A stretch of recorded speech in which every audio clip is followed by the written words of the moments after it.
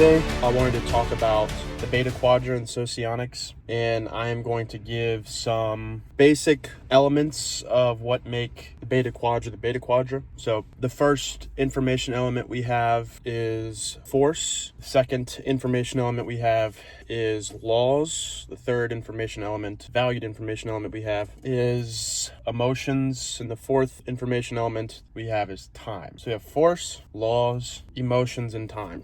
So another way to highlight this is power, structure, expression, and outcomes. I just made that up. So extroverted sensation is about force, is about power, is about direct impact on the environment. It is a perceiving element, and it's perceiving the raw, tangible, static aspects of concrete reality. Where is this unit positioned in space, and what kind of influence does it have on the environment? It's perceiving weak points in really anything. It's perceiving the embedded weakness in a thing, a physical thing. It even applies obviously psychologically. And when you combine that with introverted logic, you have a kind of evaluation of the structural integrity of an argument, for example, and whether or not the argument can stand or if it will fall. And extroverted sensing people are very aware of what empowers a person and what disempowers a person. And they might use something like emotions to trigger you, for example, right? They might use a combination of extroverted sensation and extroverted ethics to elicit strong emotions in you and see whether or not you can stand against the onslaught of their words to you. Are you strong? Are you composed? Are you resolute? Can you take what I'm giving you, or can you not? So that's kind of the theme when you get force and emotions. Force plus emotions results in motivation. It results in strong emotionality. It results in action, ultimately. Because if I can transmit provocative and loud emotions to another person, I might be able to get them to move towards action, towards making a decision, right? And so it's a provoking, real-time aspect of information. Extroverted sensing and extroverted ethics, they're very visceral. They're very immediate. They're very demonstratable in front of you, right? If a police officer confronts you and starts yelling at you and is giving you orders, and they have these strong emotions that are coming out of them, followed by these rigid dictates and enforced by threat, right? Or they rely upon force in order for them to have any valid point, any valid threat, right? A threat without force is an empty word, basically. It's just people will take your words for granted and they won't respect your words. So there's an aspect of force implied. I'm kind of bouncing around here, but there's kind of an aspect of force implied by the need for people to respect what you're saying, right? Because we live in a sociological ecosystem where we have people speaking to one another constantly and in some kind of interpersonal relationship, or we have different statuses of relationship to this sociological ecosystem around us called society. And if I'm speaking something, I'm not just wasting my words. I'm not just saying something for the effect of pure entertainment, right? And if you have points to provide and you have constructive information to provide, then the implication is that people would listen to what you're saying. And it's possible that they don't. And oftentimes this could result in some kind of forced listening, right? It's kind of like a kid not listening to you, grab their face, like, listen to what I'm telling you right now, you know? So embedded within the notion of respect is an implication of force at some point, or else, right? That's kind of the mentality. So all of these elements in some way, shape, or form are related to the long-term outcome and almost fatalistic view of reality that mobilizes beta types to think in this way, right? Because reality is this cause and effect chain throughout history, I need my actions to matter. I need my presence to matter. And my presence does matter.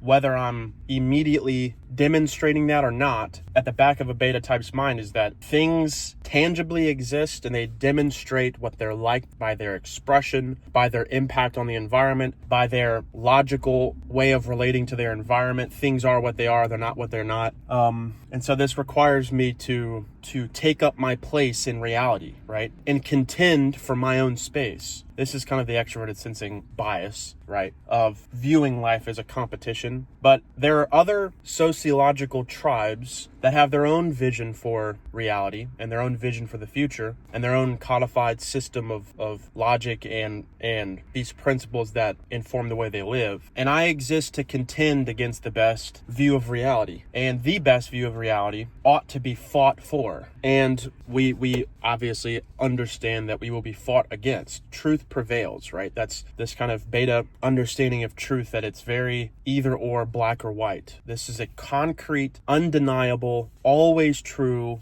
binding principle of reality, or logical worldview, whatever you want to call it, that everyone is necessarily appealing to in order for them to have any valid appeals about anything whatsoever. And therefore, if you don't hold to it, you ought to be mocked for not holding to it. Or through force of will, I eventually psychologically press you and press you and press you until you submit to the truth, right? I'm using different ways to describe the beta mentality, but this is essentially what it is. I want to express myself authentically. And so in order to do that, if you say something stupid to me, I am tangibly, immediately, viscerally reacting against what you're saying and espousing in the moment. And you're seeing my attitude towards what you just said by me getting big, by me throwing my emotional weight around, or whatever the case is, right? Getting this blustery ball of energy, right? That you can viscerally feel immediately. You don't have to guess if I'm having a good time because I'm laughing. You can see it all on my face, right? Not me personally, but that is extroverted ethics. And it's not good enough that I just feel it, right? I need to stamp this on you, right? If you say something I don't agree with, or you're just you have an attitude, whatever the case is, then I need to shock your emotions into a different kind of action, right? Into a different way to live. This is also because beta types, this is the contrast between extroverted sensing, the theme created, and extroverted sensing and extroverted ethics versus introverted sensing with extroverted ethics, right? Now there's a natural blocking with FE and SI, namely the alpha types, but there's kind of themes that you can deduce from a more adaptable version of sensation and a more concrete, demonstratable aspect of extroverted ethics versus a more direct and resolute and empowered version of extroverted sensation with extroverted ethics. Emotions are just, for a beta type, energy that can translate into concrete, resolute action. I can piss you off so bad about someone, you letting someone get over on you, right? Someone taking advantage on you. I can rile you up and mobilize you, right, into confronting the person, into having this eye for an eye mentality, right, so to speak. They transgressed against this principle, and so I will return the favor, right? Or combating them on why their actions were incoherent or inconsistent and don't apply to some kind of ethical absolute, right? That's where we really get law and order from. Law and order is basically, at least in our government, is basically axiomatic. But we don't know whether or not we have inalienable rights. We just provisionally grant ourselves the worldview that would allow us to believe in something like that, basically. But that's a different story for a different place, different time. And so some themes are this kind of romanticized view of reality, this kind of might makes right, this kind of one worldview will win out against all the other poor, bad arguments, tribalism, hierarchies within society, alpha mentality, beta mentality, all of these kind of ways to delineate roles in society and how those substructures relate with other substructures, so to speak. Someone's above me or I'm above them. The way that I act is a kind of universal law of ethics. It's not necessarily particular to any person. I'm not modifying what I believe to be an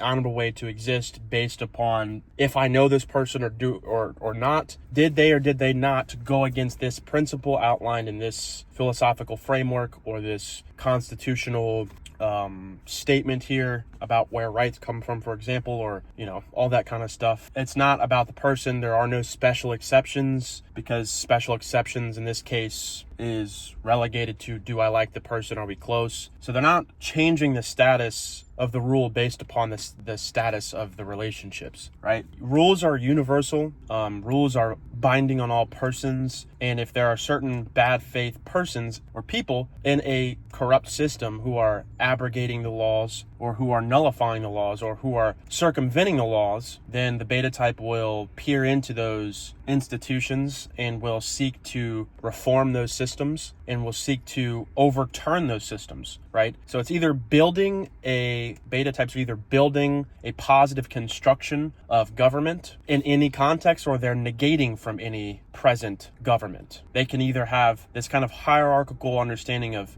family, or this kind of hierarchical understanding of law and order, or they will see the inconsistencies in the present systems and then have a kind of an anarchist relationship to government, right? We need to overthrow government and govern ourselves, which ironically is no real government at all, but this is a desirable way to live. Sometimes they can have a need to exist within some kind of hierarchy, almost necessarily so, but sometimes they can also have a informal leadership role where they're not necessarily wanting to tell people what they ought to do, but they could equally live by their own principles of conduct and form their own tribe in some different capacity, or lead in a different capacity, rather than directing people to act in the correct manners, which that's annoying anyway. I don't know why anyone truly would enjoy that, like trying to babysit people. It should just be, right, this is also beta mentality, but if I'm above you and I'm thinking about ways to improve what we're doing, or you're doing something wrong, then what should be sufficient for you to change your actions is that I'm telling you to change your actions, right? And providing you necessary information on how to do that, of course. But there shouldn't be an innate challenge, like you shouldn't be able to just tell me, no, actually, there's the reason why I'm in the position I'm in, because it will necessarily lead to action. If I'm not in this position, then you might lollygag around, not do it, whatever the case is, right? So enforcement basically presupposes hierarchy, and action also presupposes hierarchy. Because if you never had a society, you would be extremely less immobilized. You'd have no real sociological externalities that would incentivize you to act. You would have to, it's obviously either you act or you die, right? In that situation. So you're not acting in complete isolation. Obviously your actions affect other people and they affect society. So in some fashion, your actions will always be present. You will always act, even if you're not acting at all. It's still an act, because you could do something otherwise than not act, right? So that's a demonstration of your freedom, so to speak. So really, if you ever want to get, and this is kind of the part where I get into my own commentary about some philosophical ideas that I'm talking about that relate to beta type mentality, but when you really think about it, it's virtually impossible to do some concrete action without anyone ever at some point incentivizing those actions. You would have no real reason to do anything at all, right? Obviously, if you want to survive, then the onus is on you. But in reality, you're not in isolation. And so necessarily, because you live in a society, every action or non-action you take has some varying degrees of impact on the world that you live in. So if you withhold your right to vote, and I would say your duty to vote, then yes, is that largely benign? It doesn't really affect much? Sure. But if we compound all the acts that you're not taking that would provide effect in your community together, then you are detrimental to your community. If you're voting for certain things that lead to destructive ways to live in society, and also assuming that you're not an asocial creature, you're social. So you're now forming pockets of sociological groups, tribes, who are self-interested, right, as tribal groups are, which isn't always a bad thing. But now you have this antithetical relationship to the public in some fashion, right? So my point with all these points, I'm not trying to be overly specific here, is that you need a collective in some fashion to mobilize you towards action. We in the collective can be law and order, for example. some communal entity that reinforces good behavior and negates poor behavior, right? That kind of gives you context for actions. If you do bad thing, you go to jail, therefore limited freedom, limited rights. If you don't do bad thing, then better outcomes, better opportunities, and so you're incentivized to make better and better decisions, right? From a macro level, this is people like, it doesn't really work that like that, but okay, whatever. You get my point. Basically, there are no utterly independent, autonomous acting agents ever at all in any capacity whatsoever, period. There just aren't. And because necessarily God made us as social creatures, and so we have a sociological impulse to form like-minded tribes, and some of those tribes are debased, right? Some of those tribes have horrible justification for what they believe, but they're tribes nonetheless. And so my point is, at this point, I'm just kind of thinking beta stuff, right? How betas view reality as a contest. It's intellectual and physical warfare, right? That's more on the beta ST side. And the FE and I is kind of this romanticized view of reality, that life is filled with meaning and purpose, which all of these elements, they build off of one another. They're kind of functionally exclusive. Like they kind of move in a certain fashion that you can see how one follows from the other. Right? If I have a philosophical justification for why life exists the way that it does, which grants me a kind of understanding about reality, I can rely on my intuitions about reality and my perceptions of reality, and I have that logical prism of which I can see reality through, and I can see things for what they are. By virtue of that, I have more ability to act appropriately. I have more ability to embody myself and to impact my direct environment. If my words are sensible and my words are coherent, and the way that I express it is with this energy, right? This fire down in my stomach that I can feel in my body, and it's expressed with consistent, pristine logic, right? It means that by all metrics, it demands attention. It demands people listen, right? I'm not saying me personally, I'm just saying from the information elements and how they operate, that's the effect. I feel X emotion, I carry out Y action. I judge the logical coherence of this ideology, and then I enforce mine, right? I deconstruct theirs and I positively offer mine. And then I charismatically affect those around me listening so that they get the principle in themselves, right? Whatever. I'm kind of speaking weirdly about this, but you get my idea. It's not about what's pragmatic. It's not about what works. It's about what's true, and all people necessarily must listen to it because it's true. Sometimes what's true doesn't always work the best, per se, isn't the most efficient, quite the opposite. If something is the most efficient, there might be something integral to the thing itself that's lacking that allows it to be efficient. For the beta type, the essential part, the most fundamentally structured aspect of that idea or ideology or philosophy or whatever is to be maintained, is to be enforced, is to be conserved, is to be projected, substantiated, demonstrated, doubled down on, unyielding towards, right? This is true at all points in time. All must listen to this thing. If you don't, it will lead to folly, foolishness, and social decay, societal decay, right? That's, and again, this is kind of leaning more towards ST side, but I've given some practical examples of how this shows. Beta types, again, will be very ideological. They'll have some kind of prevailing system of thought that explains reality. It's the kind of intellectual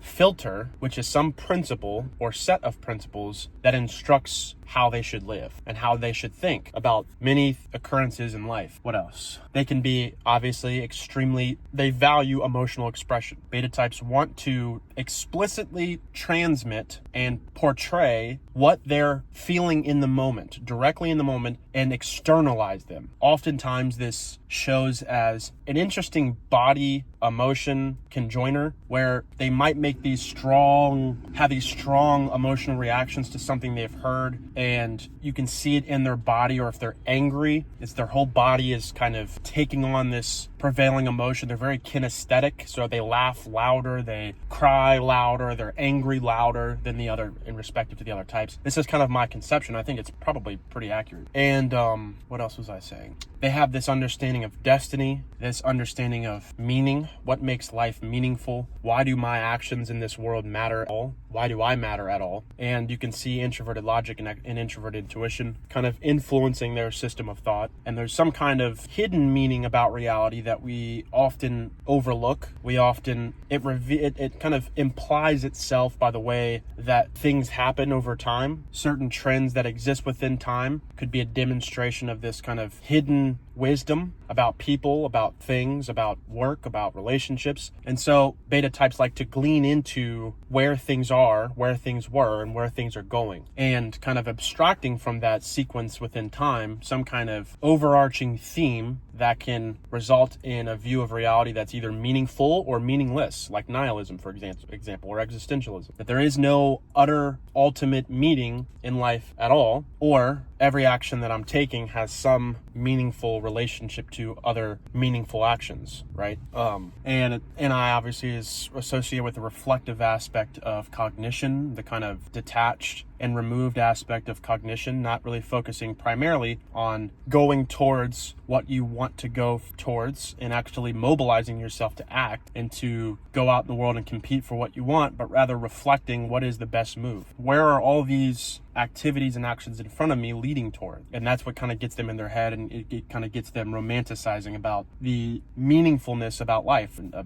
NI creative or NI ego type, specifically the IEI, can even really question the meaning behind even actions, behind why saying what you mean is even important at all, right? And they could kind of evaluate it as, I say this one thing, the person doesn't do it, and I don't have the ability to affect people like that, right? It's a low view of sensation and a higher view of intuition, but I can kind of watch their actions in their relationships with other people and the way they express themselves, their kind of energies that come off of them, and kind of see some hidden missing issue and call it out and be real and authentic, right? And suggest that we have this deep conversation about why they're having this emotional reaction to what was just said. Have you had where does this come from, right? It's this investigative counseling kind of combination in that context, right? And so, I think I basically said all that I can. I mean, the law aspect, I guess we could talk more about too. This kind of way of judging reality through the filter of logical structure and this kind of refined, codified, categorized way of putting certain things in certain categories, putting in things by their subdomain. This is an apple, so I put this in the category of fruit. This is a dog, so I put this as a German Shepherd, so I put this in the category of dog. It's this cleanly defined way of viewing reality that even reflects in, obviously, law and order, that there are certain defined rules of engaging with people that if you breach or you trespass, it doesn't matter who you are in theory, obviously, you will be tried and justice will come down upon you. And so TI leads, for example, with beta types have this kind of mentality that there is a right way to live and a wrong way to live. There are right actions and wrong actions. There are coherent ways of understanding things and incoherent ways of understanding things based upon this tightly structured argument, for example, and these principles that govern all of reality and the expectation for law abidingness out of people in your immediate environment. We won't behave this way because of this corresponding rule of which you breached, and therefore judgment must fall upon you. There is no other repercussion than to act in this according manner. It's that kind of way of seeing reality. If your actions are incoherent and your justifications are even more coherent, then the TI lead will scratch their head as to why you ever acted the way you did. You have terrible reasons behind your actions and you can't justify them. You just have emotional expression. You feel this way and therefore you act in this other way. And so there's a natural opposite to TI and FE in that. So they want to be consistent in thought, consistent in actions, consistent in principle, consistently fair, so on and so forth. So they're not about what works per se. They're not about efficiency and maximizing benefit, but rather rules enforced in society and in the workplace and in the home create external and internal stability. And that order ought to be maintained and conserved. And if there's any militancy over that structure, we will use any means necessary to regain structure, right? So we want that it would lead to peace, four-dimensional SI. We know that if the rules are established, it will ultimately bring peace. But if it doesn't, we will use force, and we'll use it quickly and decisively and powerfully, right? Basically. We believe that over time, this will lead to long-term benefit, right? You can see the TI move into the mobilizing NI. And this allows people to live in a comfortable, safe world, where we can express ourselves, the people we care about. Then it gets into the ethics, kind of, right? So there is no gray area with TI lead, with LSI. And so with a TI lead, you would have to find some logical justification, and you'd have to have logical justifications for why you do anything ever. And if you don't have valid reasons behind what you're doing, then they will confront you and they will make sure you get in line. That's literally what they're made to do. So that's all I have. This is a little longer than I wanted to be, but I'm going to trim it down. And again, this was the Beta Quadra. I didn't put these in order, but it's not that important. The biggest part is that you understand what the quadra is about, and you can watch it in any order you choose, right? I think there's different ways to organize the quadras and different whatever symbols that are used from. But that's kind of semantic BS. You don't need to watch it in order, but yeah. So that's all.